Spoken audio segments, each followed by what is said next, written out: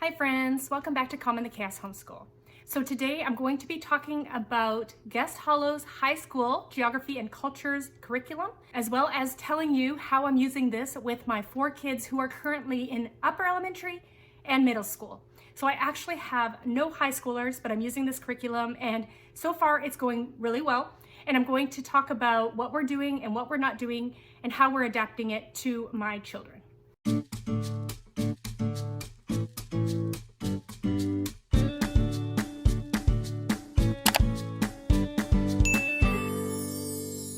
If you're new here, my name is Davine and I homeschool 4 kids ages 10 to 14. I do a lot of curriculum reviews. I do a lot of how we homeschool, videos like that. So if you're interested in that, don't forget to like and subscribe and hit the bell notification so you're notified of when future videos come up.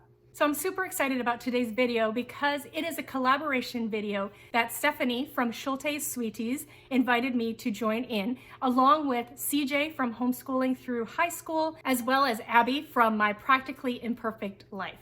So all 4 of us are using this curriculum in our homeschools this year, and we're all going to be showing you the curriculum as well as talking about how we are using it in our homeschools. So if you're looking for a high school geography and cultures curriculum, or you're looking for something to use with maybe your upper middle schoolers, this collaboration and all the videos in it should give you a good idea of what to expect from this curriculum. I will definitely link in the description box below links to all of their channels along with the playlist so you can just watch all the videos on this curriculum.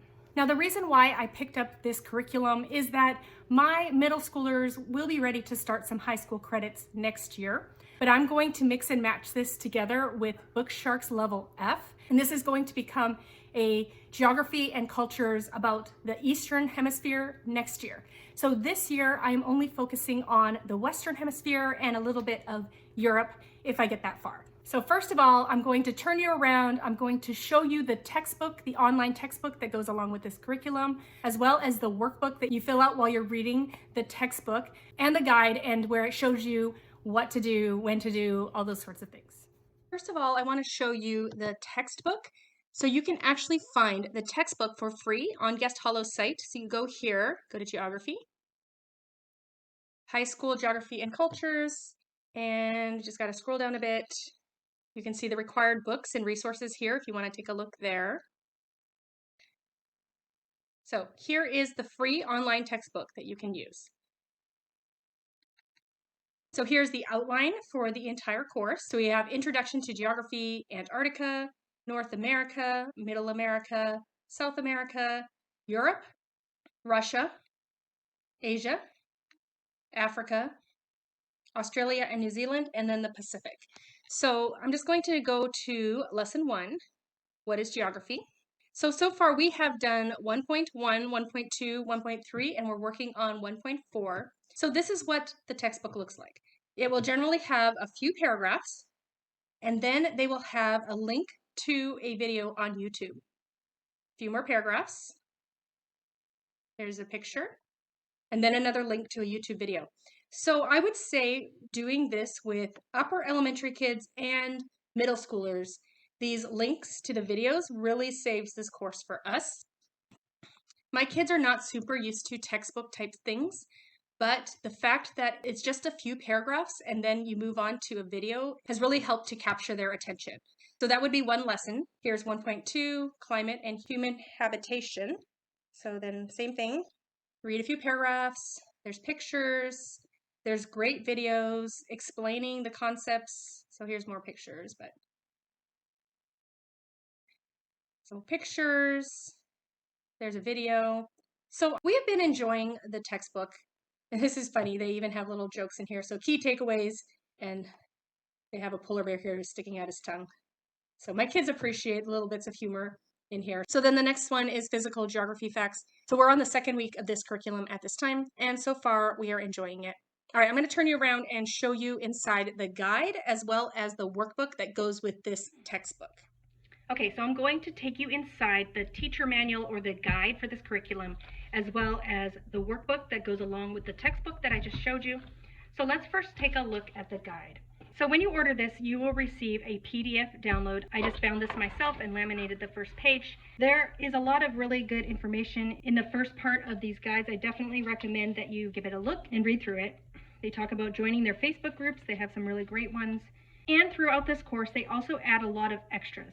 So if you did the science pieces or the literature, visual arts, history, home ec, if you did all of the things in this guide, you could add probably more than just a credit for world geography. So they talk about the videos that they have, links. Cetera is a game that you can play to learn different things concerning geography. And then they talk about how you can make this a little more bare bones if you're not able to do everything. So I'm going to talk about the adaptations that I have done because I'm doing this with upper elementary and middle school students. I have no high schoolers, so I will be talking about the things that I'm doing as I go through this. So their guides always have a book list. So here are all the books that they have in this guide. They also tell you how important this book is to the course. Over here, if they have one, then you really need to get it or find a way to have access to it. 2, it's not absolutely necessary but highly recommended. 3, it's optional but recommended. And 4, it's optional and less important than the others. And then they have books featured in the workbook are marked with a star.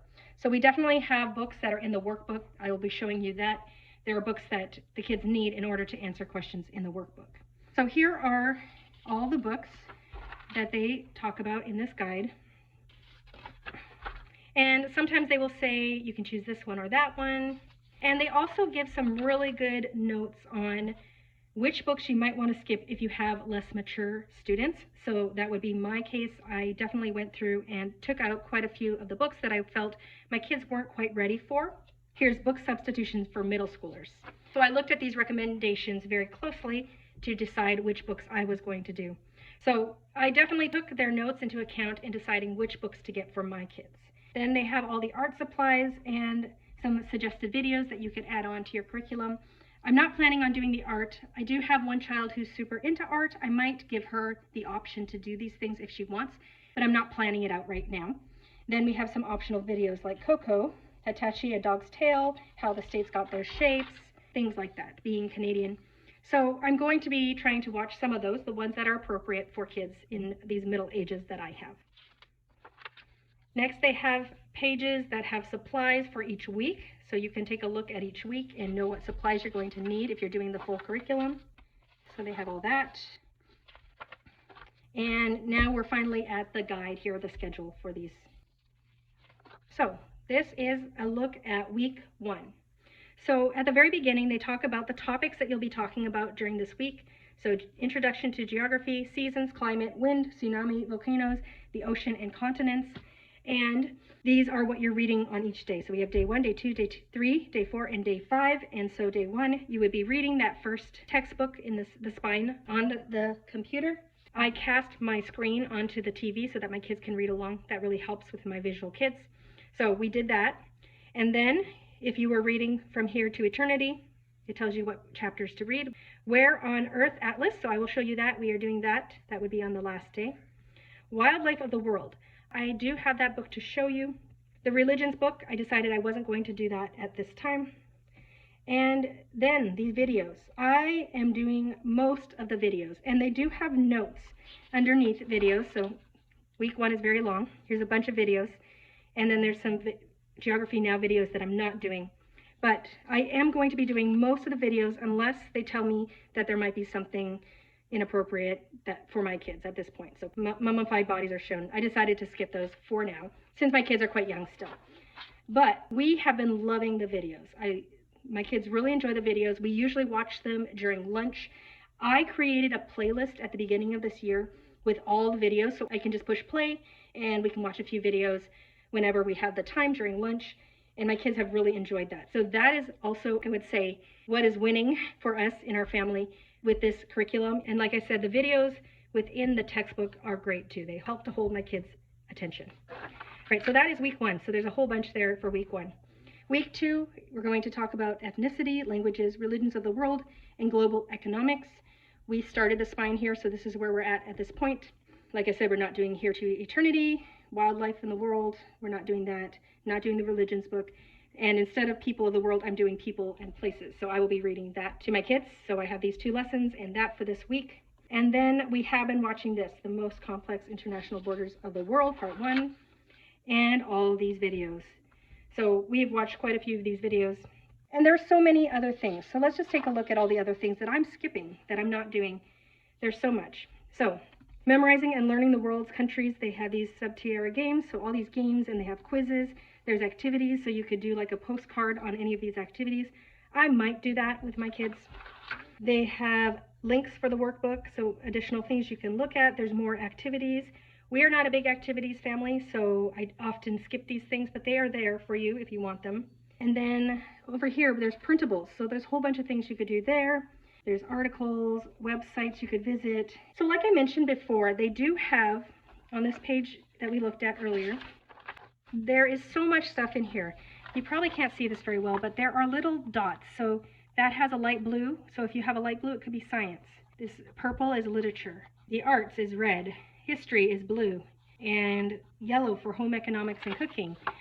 So in many states, you can decide what is considered a credit. So throughout here, you can see here they have those little dots that tell you what it would be considered. History or science or art or language arts. And you can decide how much you're going to do of these things. And if you want to give an extra, maybe half credit for art, if your kid did all the activities here. Or do you want to give an extra half credit for anything, really? So let's take a look at week 3. This is the last one I'm going to show you here. So we have religions 1.6, and then we're on chapter 2, Antarctica. The topics are Antarctica, agriculture, population, biomes, and regions. So these are all going to be connected to the workbook. So the spine is connected to the workbook. I'm going to show you that next. Where on the Earth, we're going to read that. Wildlife in the World, if you were doing that, you would read those. And People of the World. Trivia Lover's Guide, there's chapters you could read in there. Frick at the Bottom of the World, the games, and then there's the videos. So really, you can probably see that I am mostly doing the videos, the main text, and a few of the additional texts that go with that, depending on my children and their. So let's take a look at the workbook. So this is the workbook, and I will have to say I am not sure if I have all the pages, because when I created the workbook, I took out the pages that went along with books that we're not reading.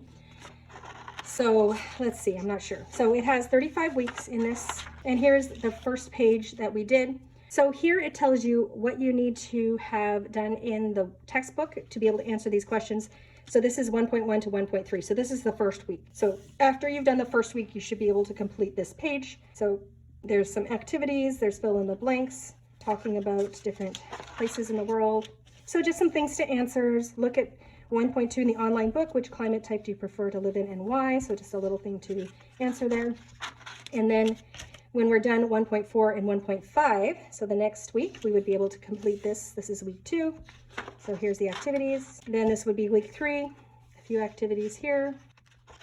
And then, all right, so chapter 2, Antarctica. Okay, maps and mapping. This is what the workbook looks like, and it just comes with your purchase of the course along with the guide.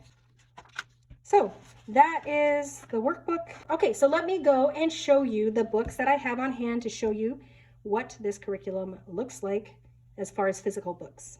So welcome back. Now is the time that I'm going to show you a bunch of the books that are included in this curriculum. I'm also going to talk about the books that we chose to do with my upper elementary and middle schoolers. Some of these books they look like amazing books, but I did definitely read the notes on each of the books, and I cut out anything that had some more mature content. However, as I'm going through all of these things, I'm thinking that I might revisit this with my 2 boys who are 10 right now, once they hit high school, because it will be at least 4 years from now. And there's a lot of stuff that we aren't doing in this round of the curriculum because my kids are on the younger side in general, and we're doing it together as a family. So tons of books to show you. I don't have every single book that is included in this guide, but I did get as many as I have for myself, as well as I ordered a lot from the library just so I could show you. So the first book mentioned in the guide is this one here. It's From Here to Eternity. And it says, Traveling the World to Find Good Death.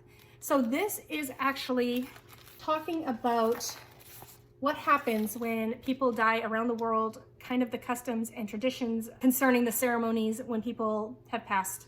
And so I chose not to do this book at this time. So that is one of the first books that is mentioned in the guide.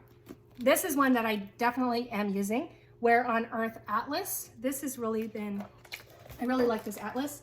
As you can see, it is not too mature for my children, but it has very good information in this atlas, so we're definitely going to be using this one this year. So this is the Smithsonian Wildlife of the World. It is a beautiful book. I'm just gonna show you inside. And if you do buy this book, do make sure that you do not buy the fake that is on Amazon right now. There is a fake. They photocopied the front page and they photocopied, it's a color photocopy, and then the insides are photocopied black and white.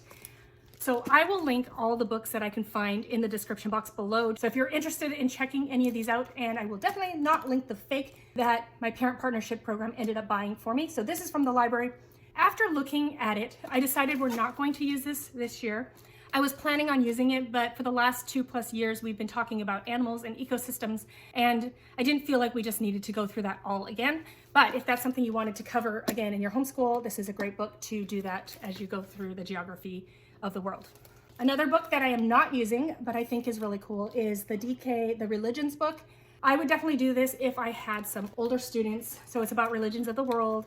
They talk about a bunch of religions, and I am definitely going to teach those to my children, but I want them to be a little older, a little more mature, a little more solid in what we believe before we start exploring that too much. So the guide gives 2 suggestions for this type of book. I'm not sure what the other one is right now, but this is the one I chose. It's for the younger students. People and Places, a visual encyclopedia. So we are using this one. So far, I've really enjoyed it, the little that we've done so far. So that's a good one there. There's also 2 suggestions for this one. This is Prisoners of Geography, Our World Explained in 12 Simple Maps. There is a book called Prisoners of Geography, and it's more for older students. So I got the younger version here. Haven't used that one yet, but I will be using that one this year. We have the Trivia Lover's Guide to the World. And so this just has different facts, different pieces of trivia. I'm not using that this year, but if I did have a high schooler going through this, I would probably consider picking this up, especially for my youngest. He's very interested in trivia and things like that. So he would probably really enjoy this if he were 4 or 5 years older than he is right now. So I was excited when this curriculum had these 2 books. So we have Hungry Planet. I have wanted to use this for a long time. It's very popular in the homeschooling world. So this talks about people around the world, what they eat, and sort of what they have compared to what we have. And the other one that often goes along with that is Material World, a Global Family Portrait. What I've heard about this one though is it is a little old. I think it's maybe 1990. So it's a little outdated, but I have wanted to use both of these resources. So we are using these 2 this year as well. Next, we have the travel book. So this is scheduled throughout the whole year. And basically it has facts about different countries, every country. And what you would be doing is you're supposed to read 7 or 8 of these a week. That is definitely too much for us. I think this would be great to have in my home, just something to look at and browse, but I don't think that I could get through this whole book. So I didn't choose to use this year. But yeah, I think it's a beautiful book that you might want to have in your home. And if you needed to look up a country, you could use it. So next I have 50 cities of the US. They have a lot of this in the workbook. So we are going to be doing this. And I will say, when you're doing the workbook, what you can do is you can cut out pages of the books that you're not using. Not every book here is included in the workbook, but some of them are. So what I did was, when I was going through the workbook, I had already decided which books I'm going to be using. So I cut out any that were from books that I'm not using. So the workbook covers things in the online textbook as well as some of the books that you're using. So this is one that is in the workbook. This is one that we plan on doing. So we have Canada year by year. This I'm probably just going to maybe put in my morning basket and read over time. I don't know how much we'll get through, but I will give it a try. So I do have this one to use this year. We have Journey to the River Sea. So this is a novel, just a suggested novel. We'll probably do this as a read aloud. So that's one that I've never heard of, but I will give it a try this year. This book is used for, sorry, it's very shiny. This book is used for about 2 weeks in the guide, and it's in the land of the jaguar, South America and its people. So this talks about the history of South America. The reason why they have this as one of their main books is because it's hard to find history or geography about South America. That's what they say. However, this book is very hard to find. It is out of print. It will not be back in print. I would suggest that if you want to use this book, and I really did want to use this book, you go into the Guest Hollow Facebook group and just ask. Ask if anyone has it, ask if anyone's using it, and if they'll let you have it afterwards. A lady in the Facebook group was so kind to send this to me, and really, she charged me hardly anything for this book. So I really appreciate that woman, and I'm looking forward to using this when we get to that part of the guide. Next, they will mention a few of these, so you could just pick these up at the library. Just Lost Planet, Great Britain, just for browsing. I wouldn't go through and read these, but they do suggest having a few of these, so that's something you can easily pick up from the library. Maybe we get Ireland, Scotland, things like that. So once we're in Europe, Banner in the Sky is a book that they recommend reading, so we'll read that as a read aloud. The next two books are very optional. We have History of Britain. We'll probably just use this as something to look at, just a resource to take a look at. So we have History of Britain. This is DK and Usborne Illustrated Atlas of Britain and Ireland. So we might be able to go through this a little more, maybe, or it might be just something that's out for kids to look at.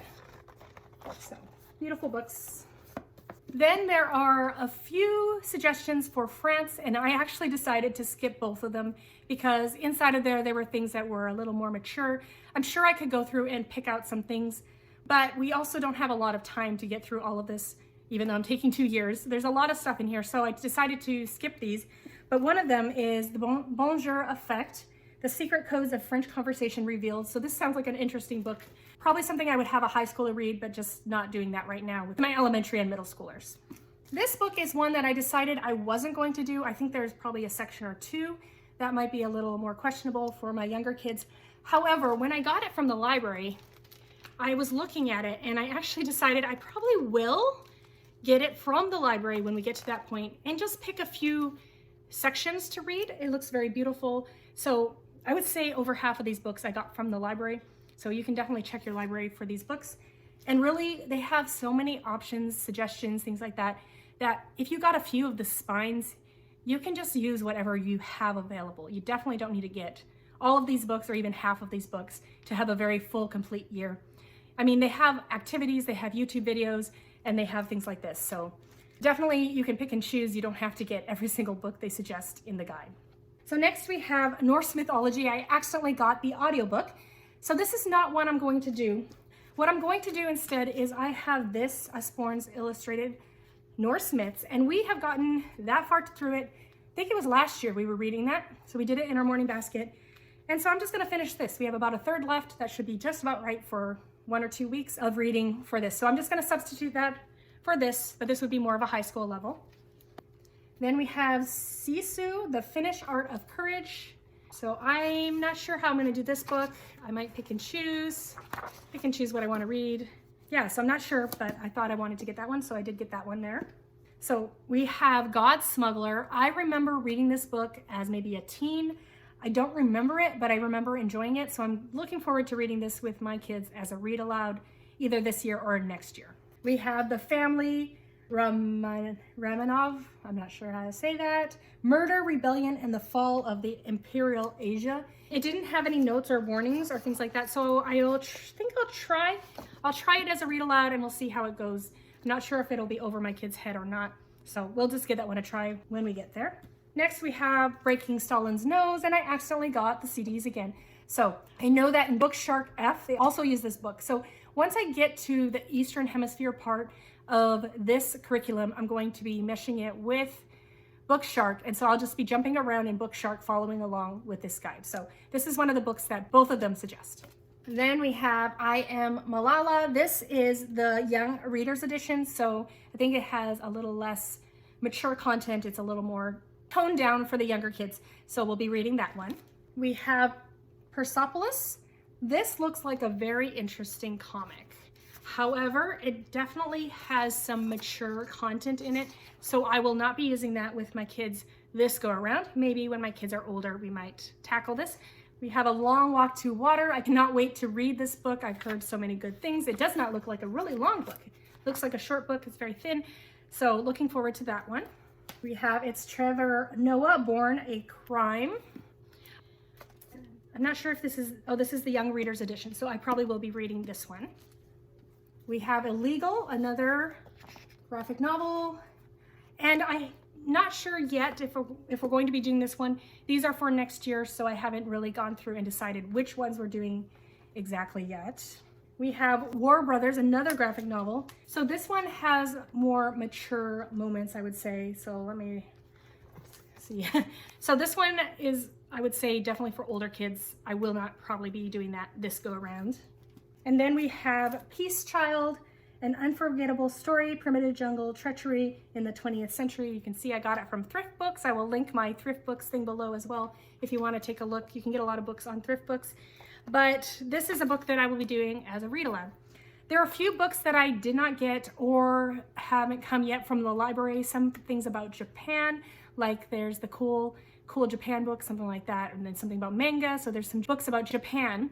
Then there's books about Korea, like the Girl with 7 Names. So there's some other books that I wasn't able to show you that didn't come, but I wanted to go ahead and make this video and just give you a good idea of a lot of the books that are included in this guide. So that is Guest Hollow's Geography and Cultures Guide, some of the books. I hope that gives you a good understanding of what it might be like to do this with your children and how you might do it with some younger kids if your kids are not in high school. I'm really excited about going through it with my kids. I think that even with my slightly reduced load and just picking the books that are not so matured, it's still going to be such a great unit. And actually, I'm really excited. If I get to do this again, I will get to pick some books that we haven't done in this go around. So thanks for coming today. Don't forget to check out the playlist below to see the other videos in this collaboration. I'm sure between all of us, you will get a really good idea of what you get with Guest Hollow's Geography and Cultures Curriculum Guide. Thanks for coming today, and I hope to see you in my next video. Goodbye, everyone.